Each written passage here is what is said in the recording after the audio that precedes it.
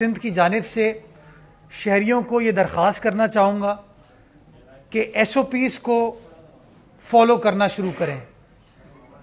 आए दिन जो हमारी समाजी सरगर्मियाँ हो रही हैं, शादी ब्याह की तकारीब हो रही हैं, बाकी बाज़ार वगैरह खुले हैं, हम कोई सख्ती नहीं करना चाहते इस वक्त, लेकिन हम ये ज़रूर चाहते हैं कि शहरी अपनी आमदोरफ्त में SOPs का ख्याल रखें, अपनी समाजी तकारीब में SOPs का ख्याल रखें और बिलखुसूस ये जो मास्क है इसको पहने। बिकॉज आज भी डॉक्टर्स ने यही कहा कि ओमिक्रॉन वेरिएंट से बचने के लिए जो सबसे मौसर, सबसे इफ़ेक्टिव तरीका है वो ये मास्क है कि अपने आप नाक और मुंह को प्रोटेक्ट करें ताकि आप किसी को ट्रांसमिट भी ना कर पाएँ और किसी और से वायरस आप ले भी ना पाए।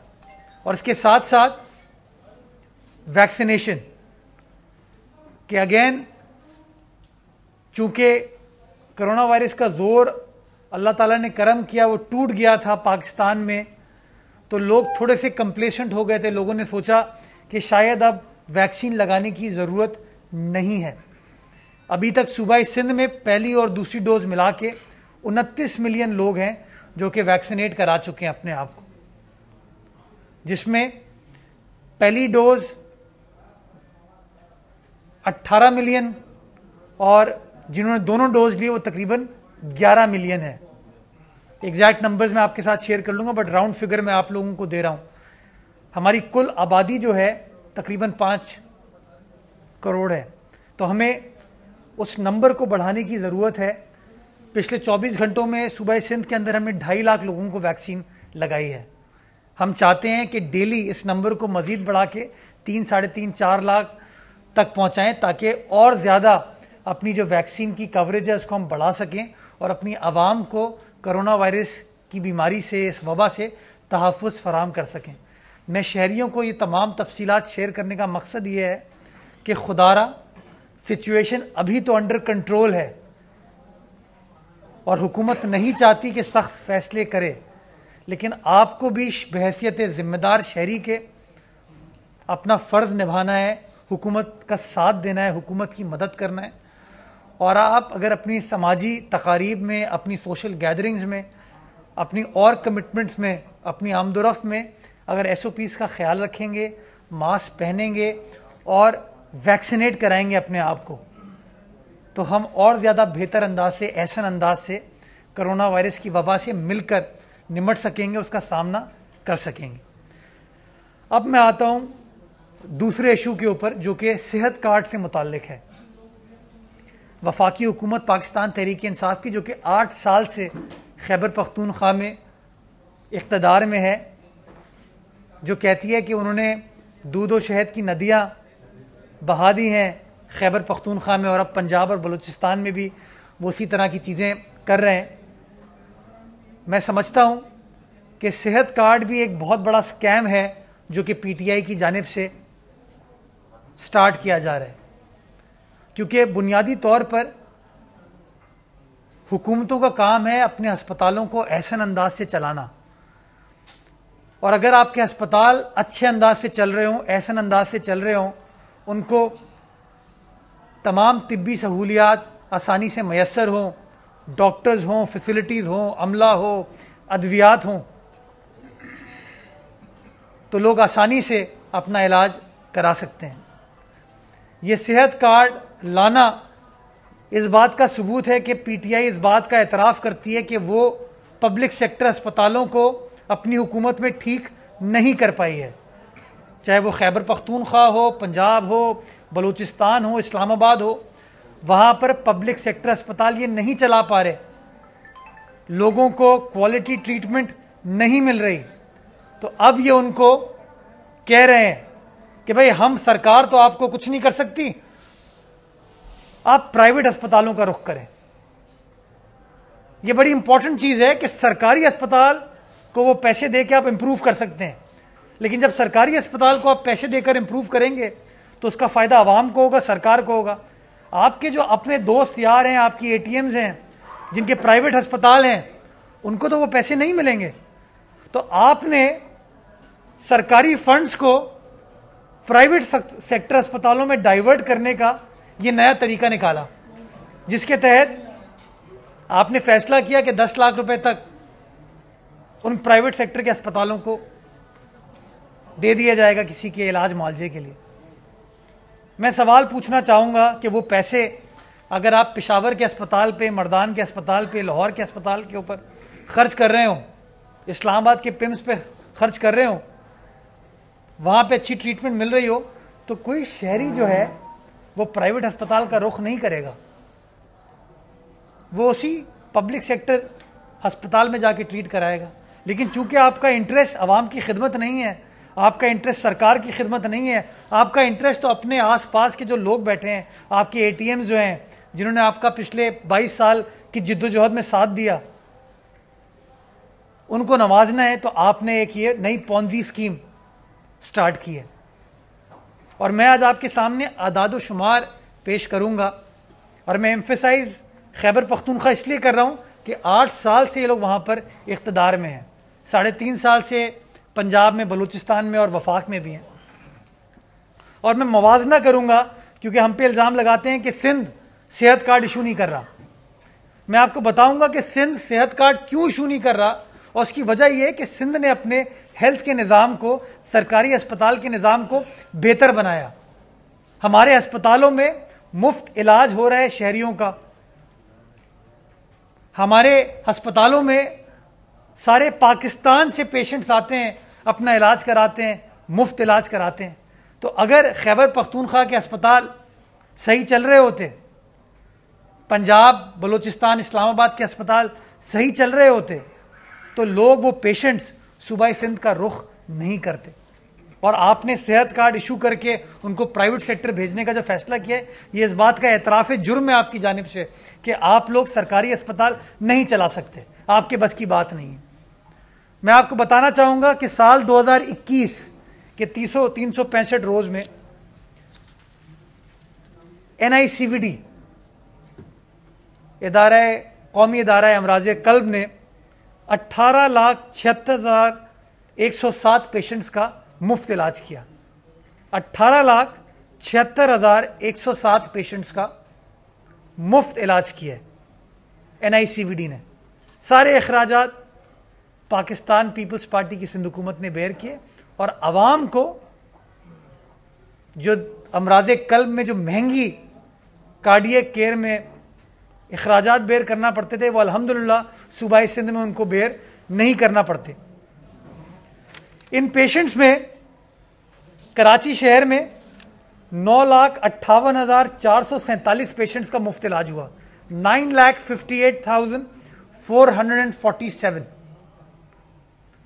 NICVD लाड़काना में 1,06,529।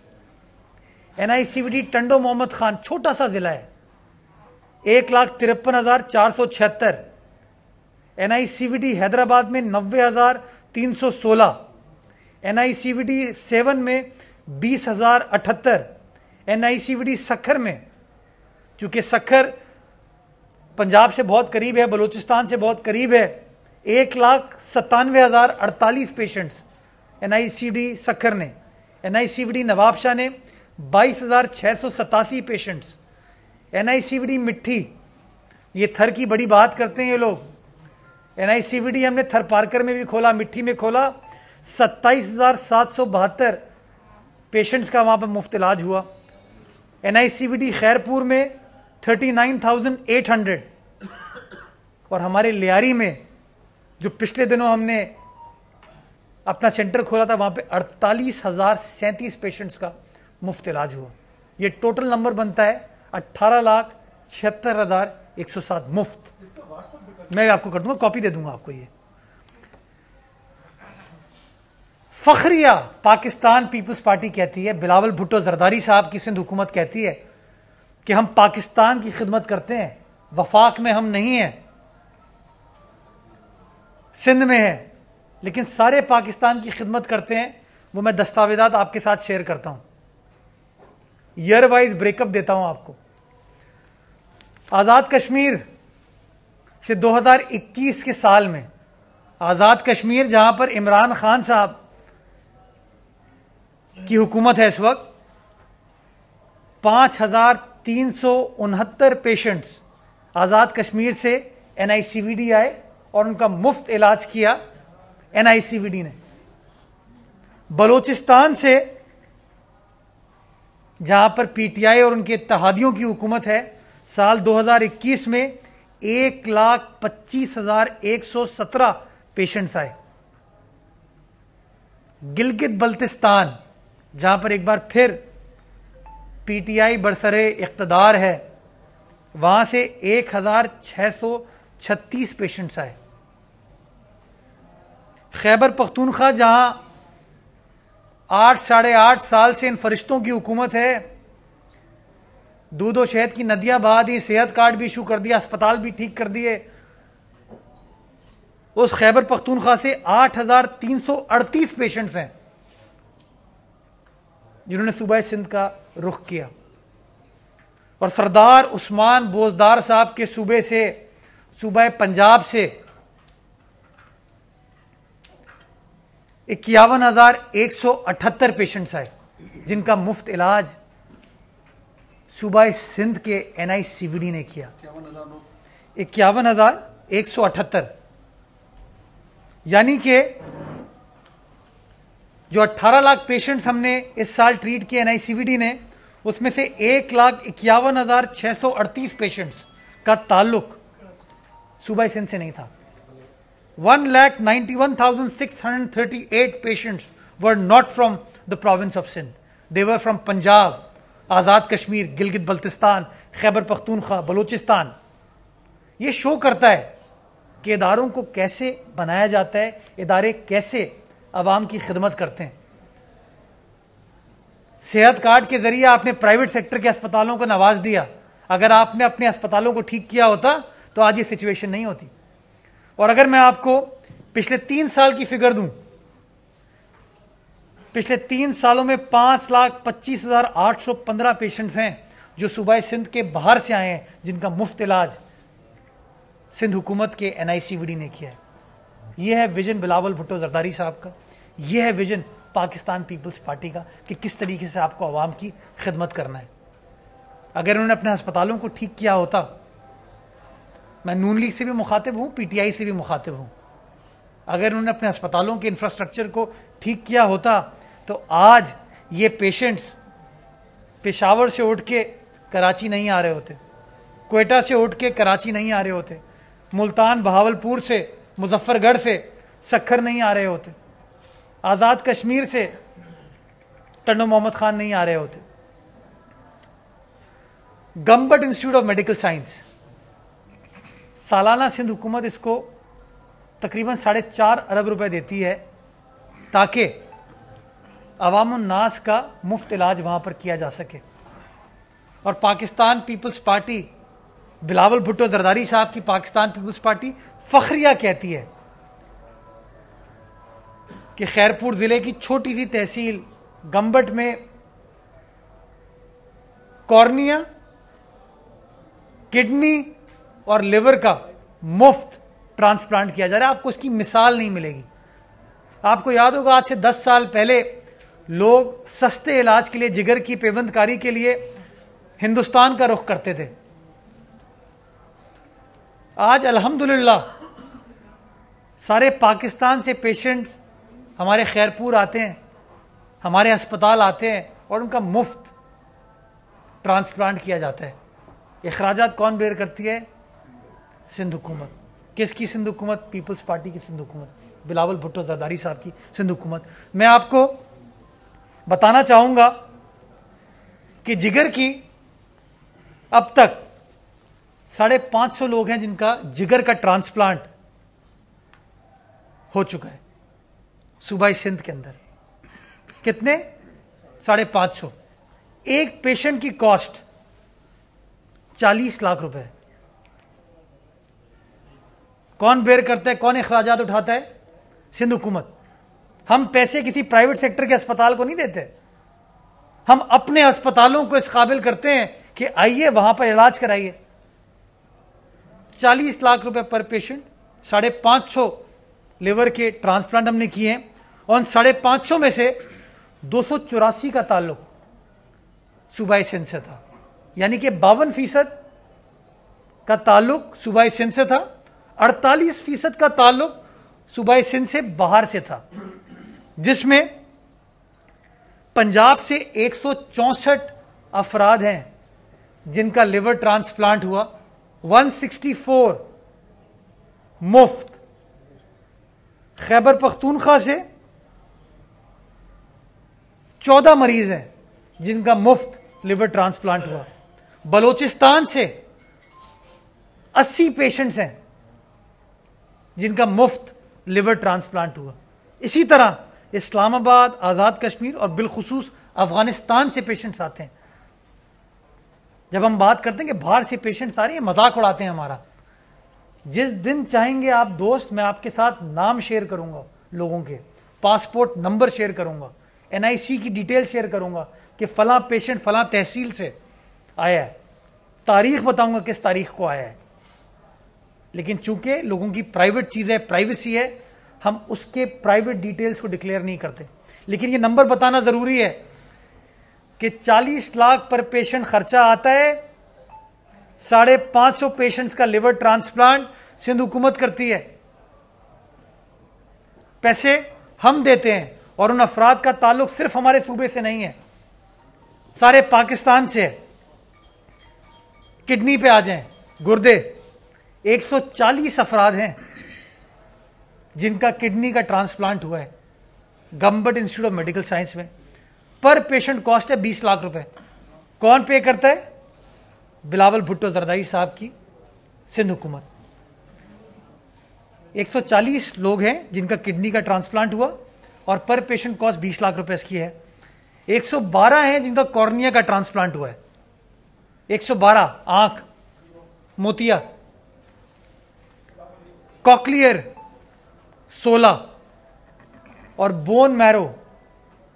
आप सोचें कि आज से कोई 2 साल पहले बिलावल साहब ने डाव यूनिवर्सिटी ओजा कैंपस में बोन मैरो फैसिलिटी का इफ्तिताह किया था, कराची शहर में।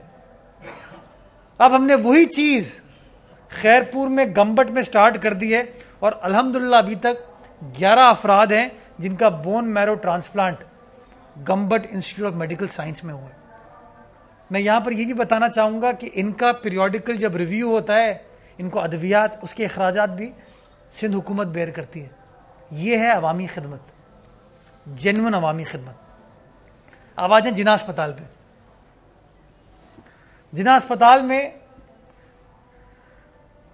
साइबर नाइफ फैसिलिटी सिंध हुकूमत पेशेंट एड फाउंडेशन के इश्तराक से दी जा रही है। साइबर नाइफ का जो ट्रीटमेंट है, इसका पर ट्रीटमेंट कॉस्ट अगर दुनिया में आप मवाजना करेंगे, उसको रिसर्च कर लें आप, क्योंकि PTI वाले रिसर्च पे बिलीव नहीं करते, इसलिए मैं बता रहा हूं आपको। वो कॉस्ट पड़ती है $50,000 से $90,000 पर पेशेंट। $50,000 to $90,000 पर पेशेंट कॉस्ट आती है। अल्हम्दुलिल्लाह सूबाई सिंध के दारुल खिलाफत कराची में जिना अस्पताल में, वो जिना अस्पताल जो सिंध हुकूमत के अंडर काम कर रहा है, उस अस्पताल में ये facility free of cost patients को दी जाती है। अभी तक 14,882 पेशेंट्स हैं, 14,882, 14,882 पेशेंट्स हैं जिनका मुफ्त साइबर नाइफ सेशन जिना अस्पताल में हुआ है। एक पैसा जो दुनिया में $50,000 से $90,000 खर्चा होता है, वो इस शहर कराची के अंदर मुफ्त किया जा रहा है। शौकत खानम की डिटेल्स निकलवा लीजिएगा आप जाके। डॉलर 50,000 से $90,000 पर पेशेंट। 14,882 सेशन हो चुके हैं और पेशेंट हैं 3,716। इसी तरह टोमोथेरेपी एक टेक्नोलॉजी है कैंसर पेशेंट्स को ट्रीट करने की। 239 पेशेंट्स को अभी तक ट्रीट किया जा चुका है। 5,494 सेशन हुए हैं उनके। और इसी तरह रेडियोथेरेपी के 1,443 पेशेंट्स हैं जिनको ट्रीट किया जा चुका है। रोजाना रेडिएशन कैंसर पेशेंट्स के लिए जरूरी है, 140 पेशेंट्स को रोजाना इस इदारे में फ्री ऑफ कॉस्ट रेडिएशन की फैसिलिटी दी जाती है। पाकिस्तान के, अब मैं फखरिया कहता हूं कि मैं भुट्टो साहब की पार्टी का जियाला हूं, शहीद मोहतरमा बेनजीर भुट्टो की पार्टी का जियाला हूं, जो कि हमेशा पाकिस्तान की बात करती है। पाकिस्तान के 163 शहर, 163 शहर हैं जहां से ये पेशेंट्स आए। आप चाहेंगे तफसीलात आपके साथ शेयर करूंगा। 163 पेशेंट्स शहर है और दुनिया के 15 ममालिक हैं, दुनिया के 15 ममालिक हैं जहां से पेशेंट्स आए। पाकिस्तानी एक्सपैट्रिएट्स हैं जो कि बैरून मुल्क रहते हैं, वहां अफोर्ड नहीं कर सकते 50,000 से 90,000 रुपए देना, और दुनिया में इसकी मिसाल नहीं मिलेगी कि ये फैसिलिटी फ्री ऑफ कॉस्ट मिल रही हो। सिंध में मिलती है तो पाकिस्तान का रुख करते हैं, सिंध का रुख करते हैं, कराची का रुख करते हैं, ताकि उनको ये मुफ्त इलाज दिया जा सके। खैबर पख्तूनख्वा फाटा से 9% पेशेंट्स जो टोटल हमने ट्रीट किए हैं, उसमें से 9% पेशेंट जो हैं वो खैबर पख्तूनख्वा से आते हैं। पंजाब से 31% पेशेंट्स आते हैं, बलोचिस्तान से 7%, बैरून मुल्क से 4% और सूबाई सिंध के 49%। ये सारे फैक्ट्स हैं जो आप जाके देख सकते हैं। इसी तरह कैंसर पेशेंट्स के लिए एक स्कैन की मशीन होती है, PET scan machine, PET scan machine. आप चले जाएं किसी अस्पताल में, हजारों लाख रुपए अखराजात बेयर किए जाते हैं, पर स्कैन पर पेशेंट जो खर्चा आता है वो 60 से 85,000 रुपए है। 60,000 से 85,000 कॉस्ट आती है पर पेशेंट पर स्कैन। अभी तक सूबाई सिंध के तहत, हुकूमत के तहत चलने वाले जेपीएमसी के अंदर 13,570 पेशेंट हैं जिनका पेट स्कैन हुआ है और 1 पैसा उनसे चार्ज नहीं किया गया। टोटल कॉस्ट बनती है इसकी 82 करोड़ 50 लाख रुपए। कौन बेयर करता है? खुदारा। ये सारी मिसाल नंबर्स के साथ इसलिए दी जा रही है कि जिस तरह आपने शुगर, चीनी, आटा, पेट्रोल, गैस के स्कैंडल्स में अरबों रुपए का टीका पाकिस्तान की आवाम को लगाया है, इसी तरीके से आप ये सेहत कार्ड के जरिए उन पैसों को साइफन ऑफ करने की कोशिश करें ताकि आप अपने दोस्तों को, अपने रुफका को नवाज सकें। आप चाहें तो अपने पब्लिक सेक्टर अस्पतालों को इंप्रूव कर सकते हैं, जैसा कि हमने किया। और ये मैं नहीं कह रहा, आपके शहरी कहते हैं, जो आपका शहर छोड़ के, आपका सूबा छोड़ के हमारे यहां आते हैं और इलाज कराते हैं। क्यों? क्योंकि उनको वो इलाज, क्वालिटी इलाज फ्री ऑफ कॉस्ट मिलता है। आखिर में मैं सिर्फ ये कहना चाहूंगा कि आज के अखबार में एक खबर शाया हुई है कि पिछले 5 सालों में जरूरी अद्वियात की कीमतों में 80% इजाफा हुआ है। 80% इजाफा हुआ है। ये आज के अखबार में रिपोर्ट किया गया है। पिछले 5 सालों में आप हुकूमत में हैं और नून लीग हुकूमत में थी। 2 साल आप नून लीग के कर लें, 3 साल आपके कर लें, 1.5 साल, 3.5 साल, 80% इजाफा हुआ है। और उस रिपोर्ट में उस इस्लामाबाद बेस्ड जर्नलिस्ट ने यह बताया है कि अब सिर्फ गरीब आदमी नहीं, मिडिल क्लास लोगों के लिए भी अद्वियात के खराजात उठाना नामुमकिन होता जा रहा है। क्यों?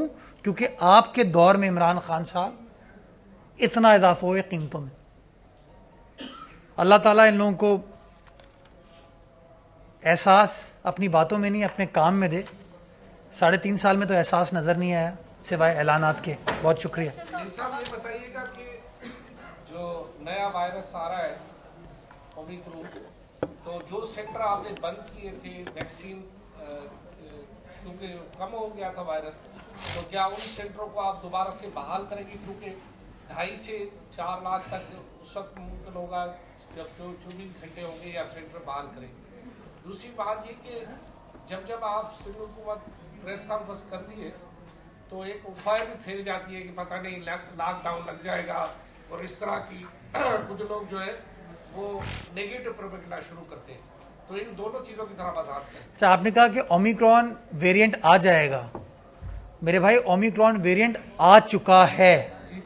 तो पहली चीज तो ये कि वो वेरिएंट इस वक्त हमारे यहाँ एग्जिस्ट करता है और तेजी के साथ फैल रहा है।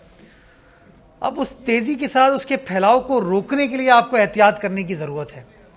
और मैं वाजे करना चाहूंगा कि कोई लॉकडाउन लगाने का फैसला सिंध हुकूमत ने नहीं किया, क्योंकि अभी सिचुएशन अंडर कंट्रोल बज़ाहिर नजर आ रही है। और इसलिए आज प्रेस कॉन्फ्रेंस के इब्तिदा में शहरियों से इल्तमास की है, शहरियों से गुजारिश की है कि खुदारा एहतियात करें, अपना जो नॉर्मल जिंदगी गुजारें। लेकिन नॉर्मल जिंदगी गुजारते हुए, जैसे मैंने मास्क पहना हुआ है, आपने मास्क पहना हुआ है, अगर मास्क पहनेंगे तो बेहतर होगा, अगर वैक्सीनेट कराएंगे तो बेहतर होगा। तो इसलिए हमें शहरियों की मदद चाहिए। मैं अगर किसी ने तासुर लेने की कोशिश की है कि हमने लॉकडाउन लगा दिया है या लगाने जा रहे हैं, मैं इसकी नफी करना चाहूंगा। इस तरह का कोई फैसला नहीं हुआ। हम चाहते हैं कि चीजें नॉर्मल अंदाज से चलें, लेकिन एसओपीज के साथ चलें। लोग मास्क पहने, समाजी फासला इख्तियार करें तो बेहतर हो जाएगा। वैक्सीनेशन के लिए जो कुछ भी करने की जरूरत है, हमारी मोबाइल वैक्सीनेशन यूनिट्स थे, टीम्स थी, अस्पताल थे, उन तमाम जगहों पे वो फैसिलिटी अवेलेबल है। अस्पतालों में वाफिर मिकदार में वैक्सीन अवेलेबल है। आइए वैक्सीन लगवाइए ताकि अपने आप को इस वबा से हम तहफ़्फ़ुज़ फराहम कर सकें। जी, ये करके मैं आता हूँ।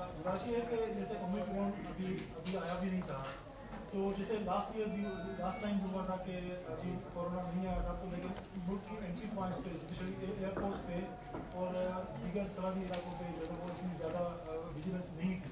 तो उम्र के हवाले से भी मुल्क के एयरपोर्ट्स पे या एंट्री पॉइंट्स पे कोई बंदोबस्त हुआ या ऐसी कोई पता है या खुद कोई बंदोबस्त किया था एयरपोर्ट पे?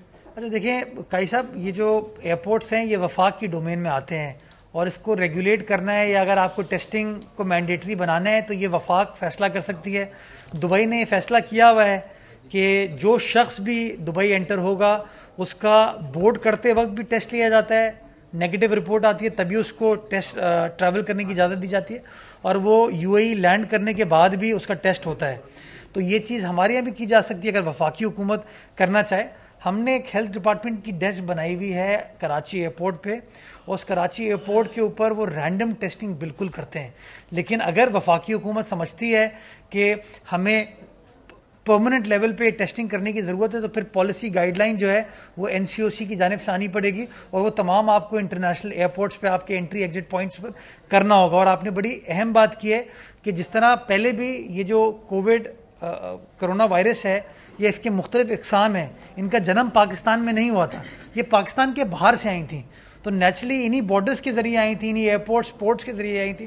तो अगर इन एंट्री एग्जिट पॉइंट्स को अगर एहतियात के साथ, केयर के साथ मैन कर लिया जाए, इसको रेगुलेट कर लिया जाए, तो हम बहुत सारा अपना नुकसान को अवॉइड कर पाएंगे। लेकिन अभी भी मैं एम्फसाइज ये करूँगा, शहरियों से दरख्वास्त ये करूँगा कि वो अपनी नॉर्मल ज़िंदगी के अंदर मास्क को प्लीज़ ज़रूर पहने, अपना एहतियात करें, समाजी फासला इख्तियार करें। और जो लोग अभी तक वैक्सीनेट नहीं हुए हैं, खुदारा मैं उनसे गुजारिश करूंगा कि वैक्सीन लगवा लें, कोई मसला नहीं होगा उनके साथ, कोई मसला नहीं, डॉक्टर्स बताते हैं कोई मसला नहीं है। जी, ये करके खातून फिर आप ये बताइएगा कि हलीमातुल शेख साहब को धमकियां दी जा रही हैं, सिंध पुलिस की जैकेट भेजी जा रही है, और उन्होंने क्लियर ये बोला है कि इसके डायरेक्टर प्रोड्यूसर जो है वो बिलावल हाउस और सीएम हाउस में बैठे हुए हैं। सिंध हुकूमत पर उन्होंने कहा है कि आप लोग करवा रहे, क्यों धमकियां दे रहे हैं आप लोग हलीमातुल? आप उनकी बात सुनना छोड़ दें, वो बात करना छोड़ देंगे।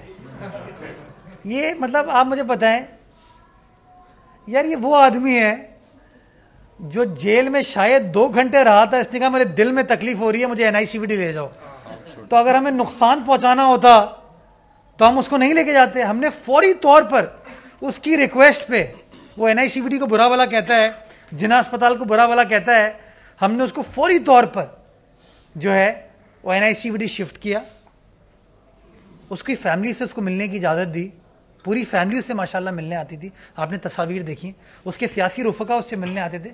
अगर हमें अल्लाह ना करे इस तरह की चीज़ होती तो हम इस तरह का ग्रेस शो नहीं करते। तो ये खबर में आने के लिए ये तमाम चीज़ें करते हैं। शायद इस चक्कर में उनको 2-4 और गाड़ियाँ मिल जाएंगी पुलिस की, क्योंकि उनको भी शौक है ना, जब गुजरे तो वो करो फर्क के साथ गुजरे। सीएम वैसे तो नहीं बन सकते वो, तो वो कहते हैं चलो इस तरह मैं बन जाऊं। कभी प्राइम मिनिस्टर को शिकायत लगा देते हैं, कभी किसी और को लगाते हैं, प्रोटोकॉल लेने के ये बहाने हैं। बाकी इसमें कोई वो चीज़ नहीं। मैं तो चाहूँगा इतना नाकाम निकम्मा ऑपोजिशन लीडर कंटिन्यू करे, जब तक ये मौजूद है हमें कोई मसला ही नहीं है। अच्छा, चेयरमैन नेब ने जो है ना उस दिन बड़ी निक्षाफात की लग रहा था जैसे कि पीडीआई का वफाकी वजीर बात कर रहा हो, तो इसको आप किस नज़र से देखते हैं? क्योंकि सिंध हुकूमत की बात की गई, पीपल्स पार्टी के लोगों की बात की गई, और सिंध में जो गंदम खाने वाले चूहे हैं उनकी बात की गई, तो उस पर आप क्या कहेंगे? ये असद उमर साहब की बात करें या चेयरमैन नैब की? मैं कंफ्यूज हो गया, क्योंकि असद उमर ने भी इसी तरह की चूहों की बात की थी कोई। मैं इसके ऊपर कोई कमेंट नहीं करना चाहूँगा। मैं समझता हूँ जो भी इदारा है उसको अपने हुदूद में रहकर काम करना चाहिए। अगर कोई इल्ज़ाम है, कोई शवाहिद हैं, कार्रवाई होनी चाहिए। लेकिन अगर कोई शवाहिद नहीं, कोई सबूत नहीं है, तो फिर मैं समझता हूँ बयानबाजी से गुरेज करना चाहिए। इदारों का मैं एहतराम करता हूँ, लेकिन लोगों को थोड़ा सा बात करते वक्त केयरफुल होना चाहिए। असद उमर साहब तो अब सियासी आदमी हैं, वो उनको हर वीकेंड पे अपने घर आना होता है कराची, तो कराची आते हैं तो कराची की कोई ना कोई मसरूफियत उनको दिखानी है, तो वो प्रेस कॉन्फ्रेंस कर देते हैं। वो आपने वो देखी थी कि उन्होंने प्रेस कॉन्फ्रेंस के दौरान उन्हीं की अपनी सियासी जमात के लोगों ने वहाँ पर झगड़ा कर दिया था। तो ये तो हाल है पाकिस्तान तहरीक इंसाफ का। तो ये चूहे जो है ना ये वाले, ये पाकिस्तान के इख्तदार को खाने में लगे हैं इस वक्त, और इनका झगड़ा भी इसी बात पे होता है कि यार ये खा रहा है मैं क्यों नहीं खा रहा। तो वो आपने देख लिया, वो पीटीआई के जो इनके अपने लोग थे उन्होंने उस दिन भरपूर एहतजाज किया, और राना साहब की टीवी चैनल ने उसको कवर भी किया था। तो ये शो करता है कि इनका माशाल्लाह हाल क्या है। जी राना साहब,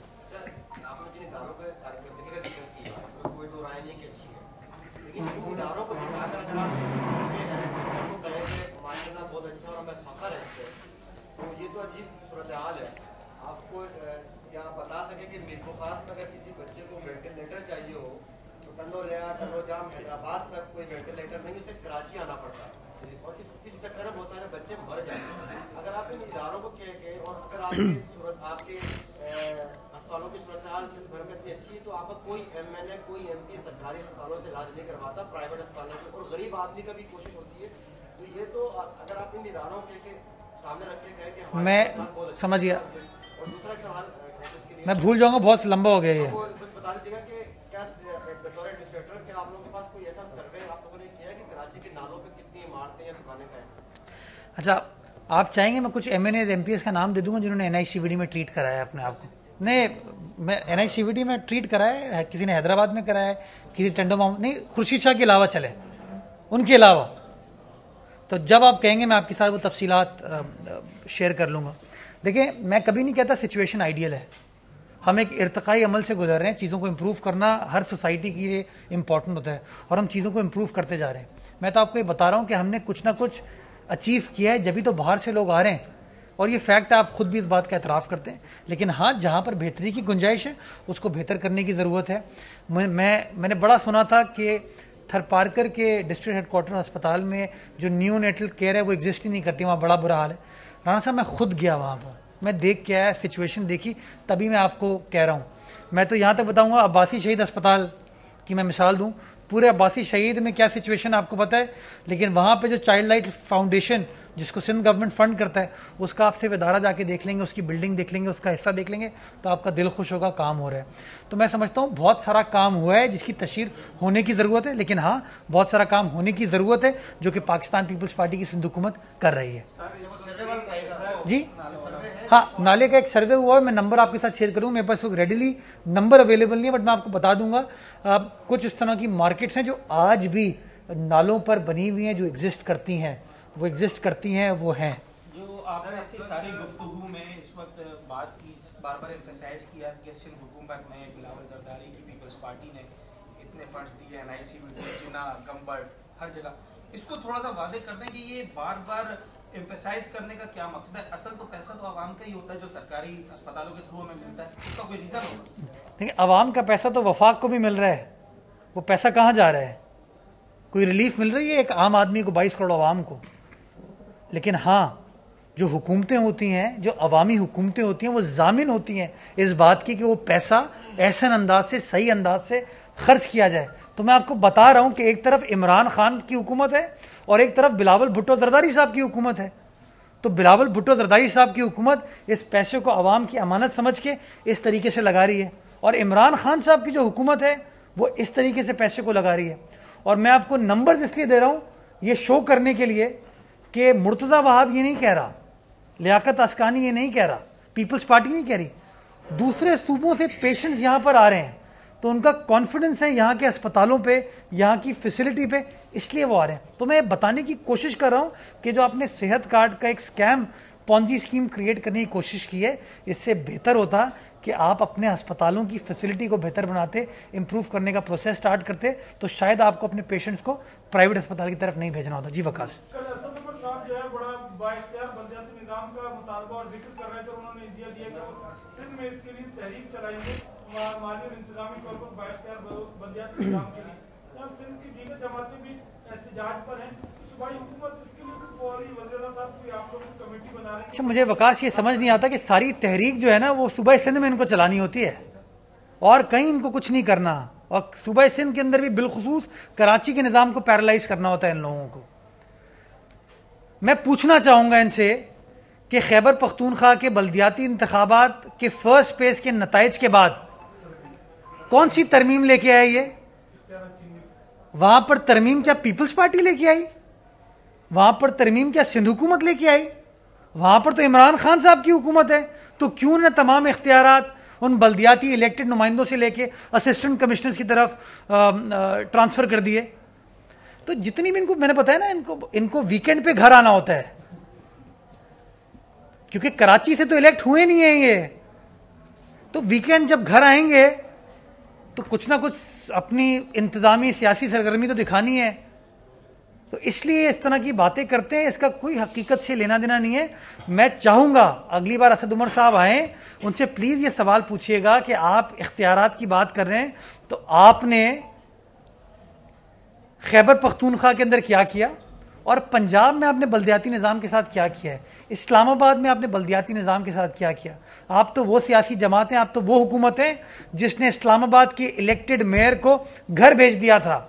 आप तो वो सियासी हुकूमत हैं, वो लोग हैं जिन्होंने पूरे पंजाब के इलेक्टेड लोकल गवर्नमेंट नुमाइंदों को घर भेज दिया था। बाद में सुप्रीम कोर्ट को इंटरवीन करके उनको रीइंस्टेट करना पड़ा। तो खुदारा ये जो कॉल ऑफ फेल में इनके तजाद है उसको एक्सपोज कीजिए। ये इनकी प्रेस कॉन्फ्रेंसेस जो है ना, ये बस कराची आने के बहाने हैं। जी सर्दी में बच्चे जो होते हैं बड़े भी हैं, उनका ये कहना है कि जब तक राब्ता नहीं किया जाएगा सिर्फ मौसम बैठने में, तो आपका कोई राब्ता हुआ है? मैं नईम उर रहमान साहब से अभी बात कर लेता हूँ। राब्ते का तो कोई मसला ही नहीं है। मैंने कल भी एक प्रेस कॉन्फ्रेंस में मैं था, परसों, मैंने वहां पर भी ये कहा था कि ना किसी पब्लिक को तकलीफ देनी चाहिए, ना इनको अपने आप को तकलीफ देनी चाहिए। हम एक अवामी हुकूमत है, एक सियासी हुकूमत है। आपके MP मौजूद सिंध असेंबली में मौजूद है। जिस तरह भी आप हमारे साथ डिलिब्रेट करना चाहते हैं, इंगेज करना चाहते हैं, हम इंगेज कर सकते हैं। हमने बार बार कहा है कि जो लोकल गवर्नमेंट का लॉ है वो 2013 के ओरिजिनल लॉ के मुकाबले में देखेंगे तो उसमें बेहतरी लेकर आए, उसमें इंप्रूवमेंट लेकर आए। लेकिन अगर आप समझते हैं कि इसके अंदर कोई और चीज़ों को चेंज करने की ज़रूरत है तो बातचीत की जा सकती है और मुहज़्ज़ब अंदाज से हम बात कर सकते हैं। जमात इस्लामी के लीडरान का मैं बड़ा एहतराम करता हूँ, जेन्युइन पॉलिटिकल कारकुनान हैं, पॉलिटिकल लीडर्स हैं। लेकिन मैं ये समझता हूँ कि किसी को तकलीफ दिए बगैर अगर हम आपस में बैठ के बात कर सकते हैं और कोई इसका वाइबल सोल्यूशन निकाले जा सकते हैं तो मुझे, मेरी सियासी जमात को, मुझे, मेरी हुकूमत को इसमें कोई हर्ज नहीं होगा। मैं नईम उर रहमान साहब से अभी प्रेस कॉन्फ्रेंस के बाद फ़ोन पर बात करने की भी कोशिश करूँगा, और अगर मुलाकात करनी पड़ी तो मुझे इस बात में भी कोई एतराज़ नहीं। मेरे बड़े हैं वो, इस शहर के बेटे हैं, इस शहर में उनका स्टेक है, इस शहर में उन्होंने सियासत की है, शहर की खिदमत करने का सोचते हैं। तो उस काम के लिए अगर उनके साथ बैठना पड़ा मुझे कोई हर्ज नहीं है। जैसे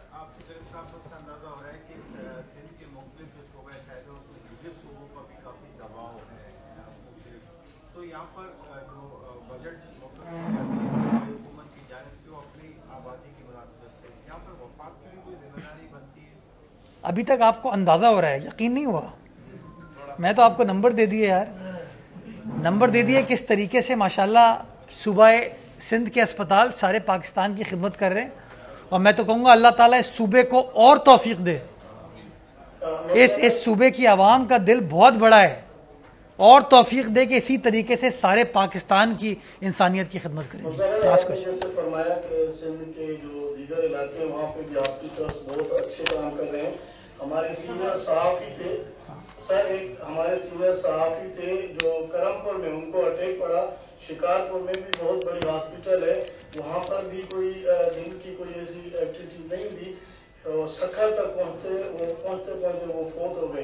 तो आपने कहा पुलिस में वहाँ पर भी काम करने की ये बड़ा आपने अहम सवाल किया। देखिए, ये शो करता है कि दिल के आर्जे में मिनट भी कीमती होते हैं, और एक ज़माने में सारे पाकिस्तान से लोग कराची आते थे। अब कराची के अलावा हैदराबाद, सखर, लाड़काना, सेवन, खैरपुर, घोड़की, मीरपुर ख़ास, मिट्टी, टंडो मोहम्मद ख़ान में, शहीद बेनज़ीराबाद में, मीरपुर ख़ास में, टंडो अलायर में हमने फैसिलिटी इस्टेब्लिश कर दी। बात आपकी दुरुस्त है, इसको शिकारपुर में भी होना चाहिए। बिलावल साहब का तो विजन ये है कि सिंध के हर ज़िले के अंदर ये फैसिलिटी होनी चाहिए, लेकिन हमारी जो माली वसअत है उसको देख के ये तमाम अखराजात किए जाते हैं।